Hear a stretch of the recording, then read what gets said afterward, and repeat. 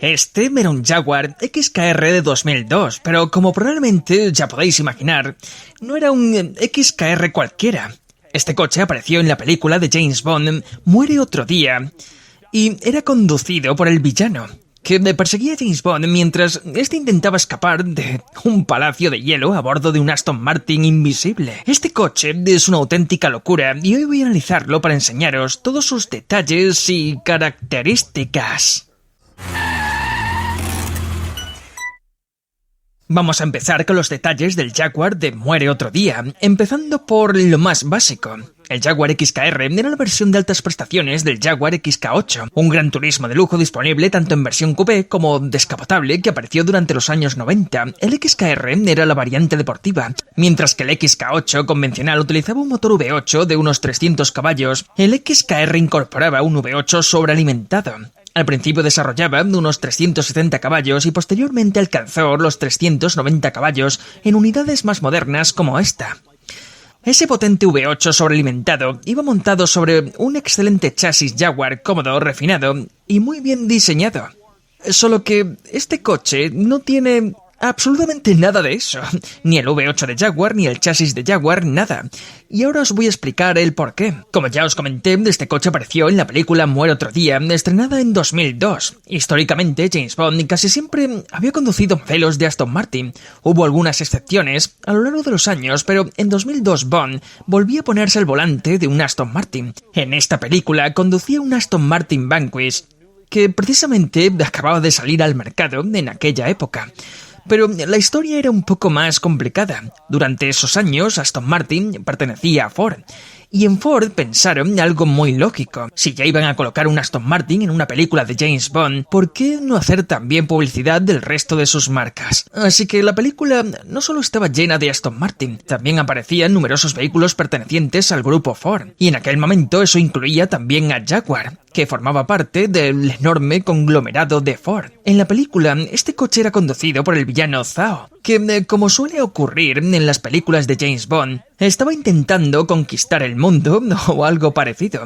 Recuerdo perfectamente de haber visto esta película en el cine cuando tenía unos 14 años. Y recuerdo ver este coche verde brillante, un Jaguar XKR, llantas enormes, pero este coche siempre se me quedó grabado en la memoria. Y este no era el único Ford importante que aparecía en la película. Otro personaje principal conducía el nuevo Ford Thunderbird, que acaba de regresar al mercado con su diseño retro. Ford quiso aprovechar esa aparición y lanzó una edición especial 007 Edition que podía comprarse en los concesionarios. Se ofrecía en un llamativo color rosa salmón que imitaba exactamente el del Thunderbird utilizado en la película. Así era el nivel de integración publicitaria de Ford. Y ahora sí, hablemos de los detalles. Al parecer, durante el rodaje de Muere otro día, se utilizaron 8 Jaguar XKR diferentes. Y esto es completamente normal en el cine. Aunque en pantalla parezca que siempre estáis viendo el mismo coche, en realidad suelen existir varias unidades preparadas para funciones distintas. Algunas se utilizan para planos generales, otras para escenas urbanas, otras para secuencias de acción. Cada una está adaptada para una necesidad concreta. Dentro de un momento entenderéis por qué. Como ya os comenté, la escena en la que aparece este coche es una persecución sobre el hielo. James Bond intenta escapar del villano Zao desde un palacio de hielo situado en Islandia. Precisamente por eso, varios de los Jaguar XKR utilizados durante el rodaje no estaban construidos sobre un chasis Jaguar. En realidad utilizaban el chasis de un Ford Explorer, lo que permitía disponer de tracción total para circular sobre el hielo. Y esta unidad es una de ellas. Este coche en realidad no es un Jaguar XKR. Tiene su aspecto exterior, pero debajo de la carrocería se esconde un Ford Explorer. Si os fijáis con atención, incluso puede apreciarse que la parte trasera resulta ligeramente más ancha de lo normal. Las proporciones no terminan de parecer correctas y probablemente sea porque efectivamente debajo no hay un Jaguar XKR. Curiosamente, esa transformación también afectó al motor. El refinado V8 sobrealimentado de Jaguar fue sustituido por un Ford Windsor V8, concretamente un clásico 302. Lo más probable es que ese motor resultara mucho más compatible con el chasis y toda la transmisión del Ford Explorer. Además, seguramente era mucho más sencillo sencillo modificarlo, reforzarlo o adaptarlo para las necesidades del rodaje que el sofisticado V8 Jaguar, cargado de electrónica y sistemas de control. Probablemente pensaron, montemos un V8 302 y lo modificaremos según nos haga falta durante el rodaje, porque viendo el coche desde fuera, jamás imaginaríais que, aparte de la carrocería y algunos elementos estéticos, queda muy poco de Jaguar en este coche. Eso queda clarísimo en cuanto arrancas el coche, os lo puedo asegurar, porque un Jaguar XKR normal no suena así.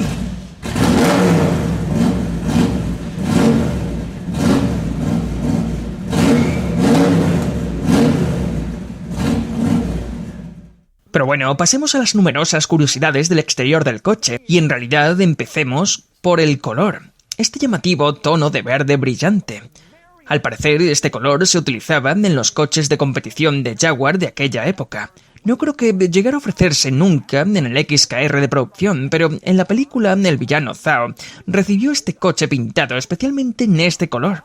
Obviamente, además del llamativo verde, lo primero que probablemente os llama la atención es la ametralladora situada en la parte trasera, que en esta unidad permanece fija. Además de esa ametralladora, también hay armas que salen desde la parrilla delantera. Podéis ver los pequeños cañones preparados para disparar contra James Bond mientras intenta escapar del Palacio de Hielo. Curiosamente, en algunos de los 8 Jaguar XKR utilizados durante el rodaje, estas armas eran retráctiles. En la película se ve como la ametralladora emerge del coche, cómo la parrilla se abre para dejar salir las armas delanteras e incluso había un misil lateral que aparecía automáticamente. Pero esta no es una de esas unidades. Los coches con armas retráctiles estaban preparados exclusivamente para los planos cercanos en los que se veía cómo aparecían todos esos mecanismos. Después, la cámara cambiaba a un coche como este, en el que todas las armas ya estaban plegadas y permanecían fijas. De esa forma no necesitaban construir un único coche capaz de hacerlo absolutamente todo. Podían utilizar distintas unidades, cada una especializada en una función concreta. Eso seguramente hacía que el rodaje fuese más caro. Por eso sospecho que esta unidad era la utilizada durante las escenas de acción a gran velocidad. Una vez que las armas ya habían salido y los coches empezaban a perseguirse sobre el hielo, creo que este era el Jaguar que realmente rodaba. Y eso también explica por qué sustituyeron el chasis por el de un Ford Explorer con tracción total y el motor por un Ford Windsor V8. Necesitaban un coche capaz de moverse rápido sobre el hielo. Y hablando del hielo, en la parte trasera encontramos una matrícula de Islandia. Aunque es falsa, reproduce bastante fielmente el formato que utilizaban allí en aquella época. Tiene sentido porque el Palacio del Hielo de Muere otro día estaba situado en Islandia.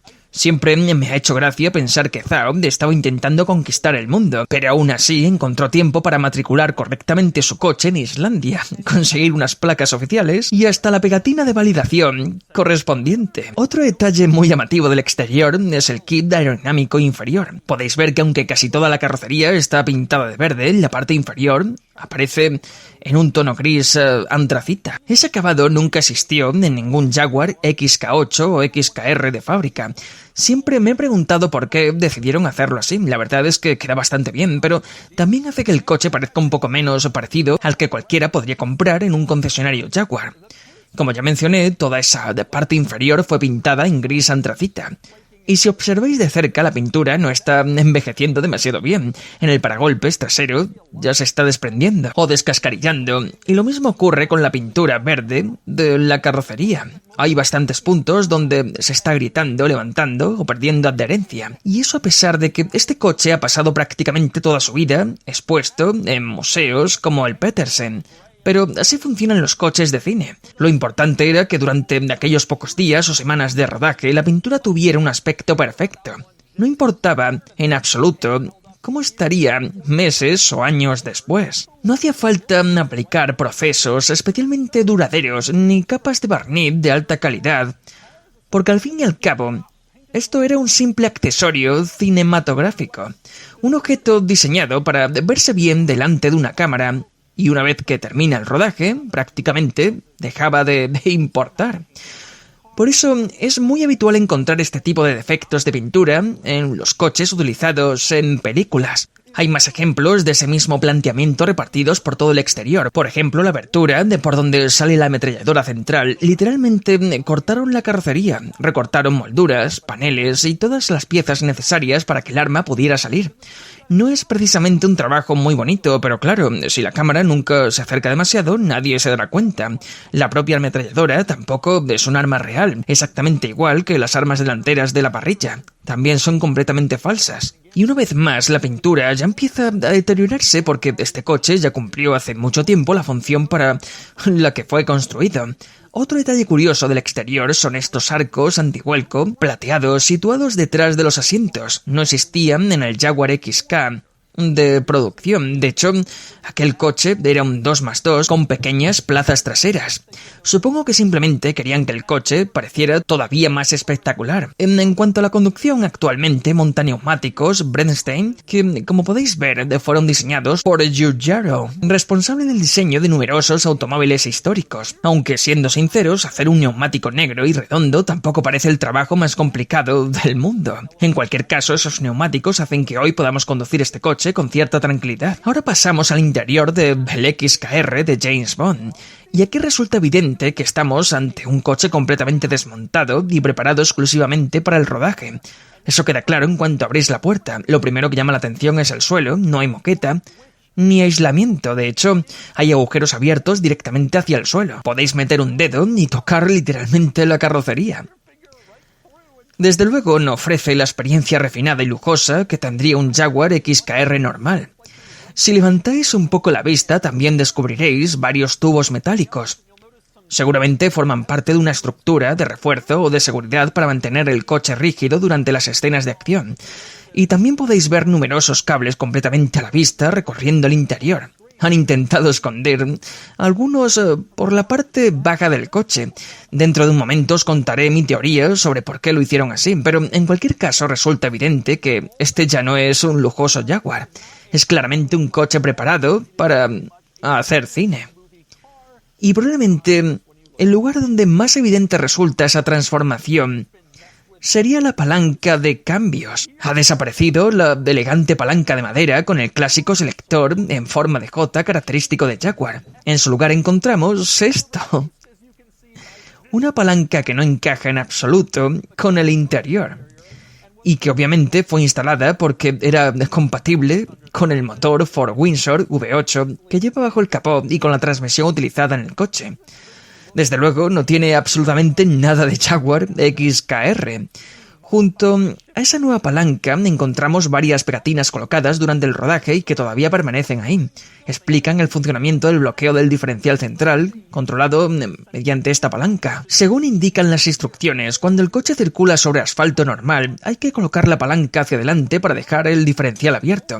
Pero cuando circula sobre hielo, como ocurre en la película, hay que tirar de la palanca hacia atrás para bloquear el diferencial y facilitar los derrapes y la conducción sobre superficies deslizantes. Demuestran claramente que este coche fue realmente utilizado durante las escenas de persecución sobre el hielo. Pero las modificaciones para el rodaje no terminan en la consola central, porque hay de mucho más. Por ejemplo, el contacto original de Jaguar ha desaparecido por completo. De hecho, tampoco existen ya las llaves originales de Jaguar. Tiene sentido, el motor Jaguar ya no está. En su lugar encontramos unas llaves muy sencillas conectadas a un interruptor de arranque instalado en esta consola central. Junto al contacto aparece también un interruptor para la bomba del combustible y varios interruptores y botones sin identificar. Uno de ellos controla el sistema de extinción de incendios. Si el coche comenzaba a arder durante el rodaje, el especialista simplemente pulsaba ese botón para activar el sistema y evitar que el vehículo terminara completamente calcinado. Desde luego, eso no existe en un Jaguar XKR normal. En ese mismo lugar, el coche de serie llevaba cosas mucho más aburridas, como los botones de los asientos calefactados o las luces de emergencia. Aquí todo eso desapareció para dejar sitio a los elementos realmente útiles durante un rodaje. Otra modificación muy curiosa está en los pedales. Están colocados muy desplazados hacia un lado, hasta el punto de que el pedal del freno queda prácticamente en el extremo izquierdo del hueco para los pies. Y sinceramente no tengo muy claro por qué decidieron hacer de esa modificación. Me pregunto si lo hicieron para facilitar la conducción con ambos pies y así poder realizar derrapes controlados con mayor facilidad, algo que este coche hacía constantemente durante esa persecución de la película. Sea cual sea el motivo, está claro que también modificaron esa parte, y hablando de modificaciones importantes, antes mencioné del sistema de extinción de incendios. Si miráis detrás de los asientos, escondido en esa zona, podéis ver el propio extintor. Lo más probable es que esté conectado al botón que os enseñé antes y que al pulsarlo descargue el agente extintor. Incluso es posible que haya varias boquillas ocultas repartidas por el coche para apagar cualquier incendio que pudiera producirse. Ahí es donde va instalado.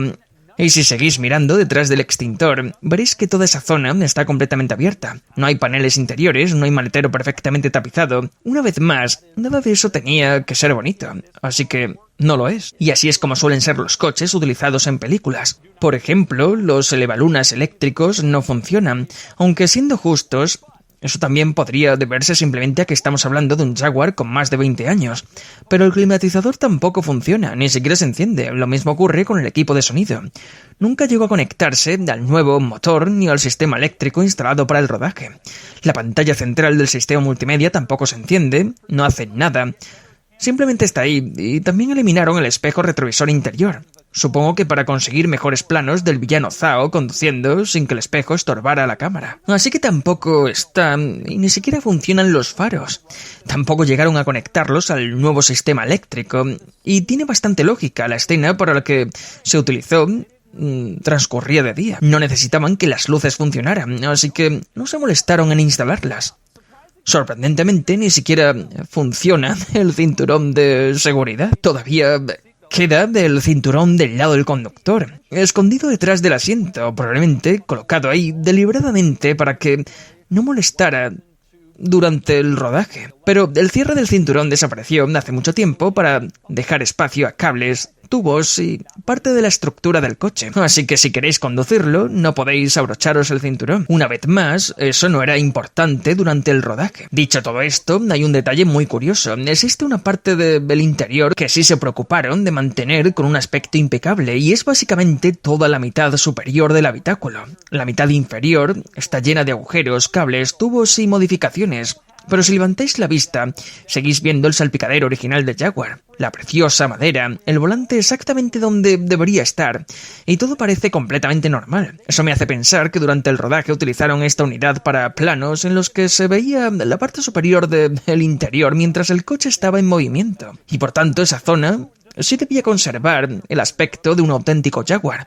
Así que aunque no tuvieron ningún cuidado con la parte inferior del habitáculo, la parte superior quedó realmente bien terminada. Como los relojes originales de Jaguar no podían comunicarse con el motor Ford V8, instalaron unos instrumentos completamente nuevos, pero lo hicieron colocándolos cuidadosamente dentro del cuadro original de Jaguar, de forma que desde fuera seguirá pareciendo totalmente de serie.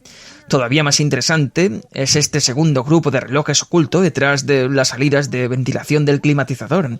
Aquí encontramos el voltímetro de la batería, la temperatura del motor, el indicador de combustible y también varios testigos luminosos que supongo avisaban al conductor si surgía algún problema durante el rodaje. Y en lugar de dejar esos relojes completamente a la vista, los escondieron detrás de las rejillas de ventilación. ¿Por qué? Porque sabían que esas salidas de aire aparecerían en pantalla. Simplemente tenían que funcionar y no iba a salir en cámara. Así que daba exactamente igual cómo quedara todo esto. Y realmente es muy curioso. De todas formas, esos eran los detalles y características del Jaguar XKR de James Bond. Ahora voy a hacer probablemente la cosa más absurda de todo este vídeo. Intentar conducir por las calles de Los Ángeles alrededor del Museo Petersen un coche equipado con una ametralladora. Muy bien, conduciendo el Jaguar. Buah, esto es súper ruidoso. No sé lo bien que estaréis escuchando, pero espero que sí, porque yo apenas puedo escucharme a mí mismo. No hay retrovisor, no hay cinturones, las ventanillas no suben. Esto es lo que hay.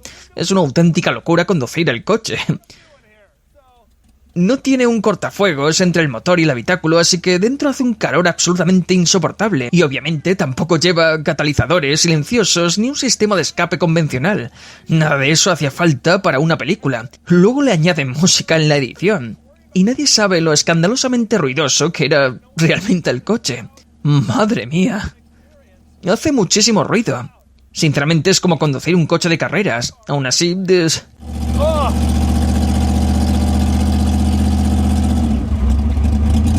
es una experiencia increíble, aunque también os digo que voy un poco asustado conduciéndolo.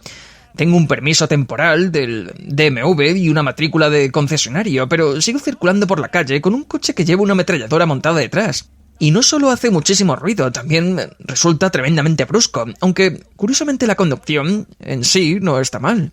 La sensación desagradable viene del ruido. Pero el coche se conduce bien, aunque debajo ya no sea un Jaguar, sigue siendo bastante cómodo. Ahora bien, no le gusta demasiado frenar, así que estoy un poco preocupado con este semáforo al que he llegado, sobre todo teniendo un coche justo detrás. No quiero tener que frenar demasiado. Es tan ruidoso. Es tan absurdo. Este coche nunca fue diseñado para circular tranquilamente por la calle. Fue construido para una misión muy concreta. Rodar escenas de acción, conducir a gran velocidad, derrapar sobre el hielo. Y básicamente ahí termina su propósito. Así que utilizar hoy este viejo Ford Windsor V8 sin silenciador, sin aislamiento térmico y sin prácticamente ninguna protección es una situación completamente surrealista. Apenas puede considerarse un coche, es más un accesorio de cine. Hace muchísimo calor, he conducido varios coches utilizados en películas a lo largo de los años y creo que este es probablemente el más extremo de todos, principalmente porque fue diseñado para rodar escenas a alta velocidad. Todo en él está pensado únicamente para eso. Dios, me siento fatal. Entiendo un poco cómo deben sentirse los motoristas con tanto ruido. Este coche quedaba espectacular delante de una cámara, pero jamás fue concebido para conducirlo normalmente. Y desde luego no resulta agradable hacerlo. Entre el calor, el ruido, no puedo hacer una prueba de conducción demasiado completa porque conducirlo en circunstancias normales resulta muy complicado, pero sí sirve para entender cómo son en realidad los coches utilizados en películas. Y como ya comenté antes, esto es mucho más un accesorio cinematográfico que un automóvil, pero durante unos minutos es una experiencia fantástica y merece completamente la pena. Es tan absurdo. Totalmente absurdo y al mismo tiempo tan genial. Siempre me ha encantado el coche, siempre ha estado entre mis coches de cine favoritos, pero ahora que por fin lo he conducido tengo una visión completamente distinta de lo que realmente es. Hace muchísimo ruido, hace muchísimo calor, tengo las rodillas y las piernas ardiendo, pero por lo demás se conduce. Las rodillas, no puedo con ellas. La dirección funciona bien, la suspensión resulta bastante normal. En ese sentido, todo está correcto, pero el ruido, el calor y el olor constante a gasolina, todo eso está ahí porque durante el rodaje nadie estaba preocupado por el escape ni por las emisiones. ¡Qué experiencia tan increíble! ¡Y qué coche tan absolutamente loco! Y así era el Jaguar XKR de Muere otro día. Una auténtica leyenda del universo James Bond. Siempre me ha parecido un coche espectacular. Y estoy encantado de haber podido pasar el día con él, enseñároslo y mostraros sus detalles y características. Y ahora ha llegado el momento de darle a este coche una puntuación. La puntuación final es de 42 de 100, no compite con ninguno de los coches, quizás únicamente con el Honda S2000 de Fast and Furious porque este Jaguar ha sido modificado hasta tal punto que prácticamente ya no lo es. Obtiene un punto en equipamiento porque prácticamente nada funciona, y también un punto en confort ya que el puesto de conducción es insoportable, súper caluroso y ruidoso, tanto dentro como a varios kilómetros de distancia de él. Sin embargo, en el apartado Factor Cool recibe un 9 de 10 y creo que se lo merece completamente. Solo de pensar que he podido conducirlo, todavía sigo sonriendo.